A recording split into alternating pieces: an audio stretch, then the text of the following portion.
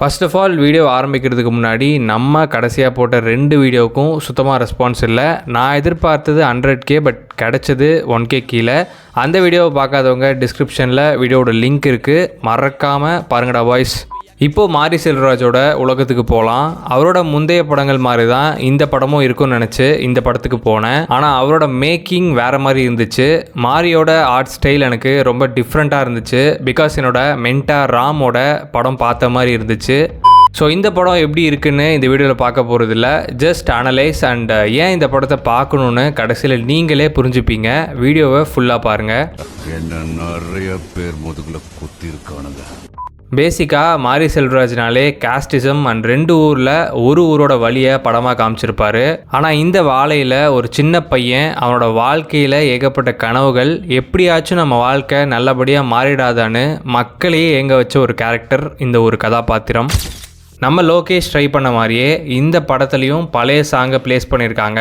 ஆனால் இந்த கதைக்கு இந்த பாடல் இன்னும் ஒரு நல்ல ஃபீலை கொடுத்துச்சு. எப்போதும் போல் மாரி செல்வராஜோட பழைய மூவிஸில் வர சில விஷயம் இந்த மூவியில் வரல. என்டையராக அவர் எடுக்கணும்னு நினச்ச படத்தை இங்கே எடுத்திருக்காரு.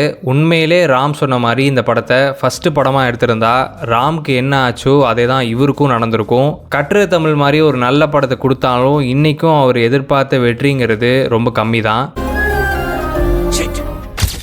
இப்போது வாழையில் நடந்த ஒரு உண்மை சம்பவத்தை பற்றி பேசுவோம்.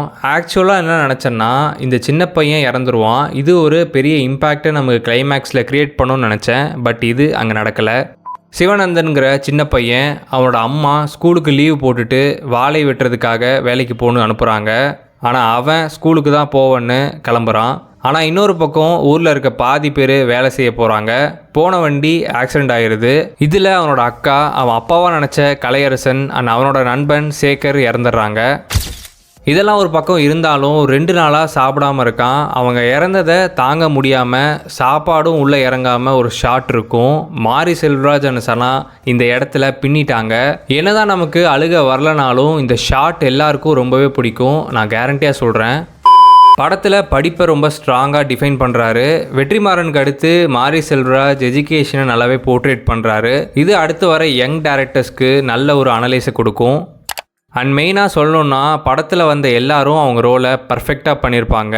சனாவோட பேக்ரவுண்ட் ஸ்கோர் சைலண்ட்டாக இருந்தாலும் ஸ்டோரிக்கு ஏற்ற மாதிரி ஒரு டச்சை கொடுத்துச்சு. இந்த படத்தில் வில்லன் அப்படின்னு யாருமே இல்லை. ஒரு சின்ன கவனக்குறைவு தான் இந்த படத்தோட வில்லனிசம். ஆனால் வில்லனை போர்ட்ரேட் பண்ணியிருந்தா இன்னும் கொஞ்சம் நல்லாவே இருந்திருக்கும். அது எனக்கு ஒரு சின்ன ட்ராபேக்காக இருந்துச்சு. இருந்தாலும் இது ரியல் தானே, நம்ம லைஃப்லேயும் வில்லன்னு யாருமே இருக்க மாட்டாங்க. Accept the thing. கிளைமேக்ஸில் சில பேர் அழுவாங்க, சில பேர் அழுக மாட்டாங்க. ஆனால் உண்மையிலே சம்திங் ஆர் சம் டைலாக் உங்களை கண்டிப்பாக இம்பேக்ட் பண்ணும். நம்ம பாலா மாம்ஸ்னாலே அவ்வளோ சீக்கிரமாக வெளியில் வர முடியல.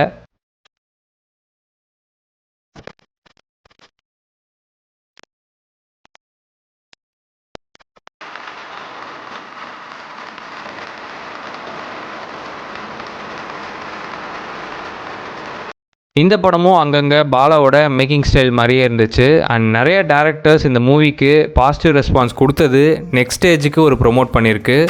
மொத்தமாக அந்த ஆக்சிடெண்ட்டில் 20 பேர் அன்றைக்கி நைட் இறந்துருக்காங்க. அதுக்கப்புறம் இந்த இழப்பை அவங்களோட ஃபேமிலி எப்படி ஏற்றுக்கிட்டாங்க, அடுத்து எப்படி லைஃப்பை லீட் பண்ணுறாங்கிறதே நினச்சி கூட என்னால் பார்க்க முடியல. ஃபைனலி நான் ஒருத்தரை பற்றி பேசி ஆகணும், கலையரசன். அவரோட யதார்த்தமான நடிப்பு ஆடியன்ஸ்க்கு சிவனந்தனோட அப்பாவுக்கு அப்புறம் இந்த இடத்துல இவர் தான் கன்வே பண்ண போகிறாங்கங்கிறத காட்டின விதம் ரொம்பவே நல்லா இருந்துச்சு. நம்ம தமிழ் இண்டஸ்ட்ரியிலேயே ஏகப்பட்ட நல்ல ஆக்டர்ஸ் இருக்காங்க.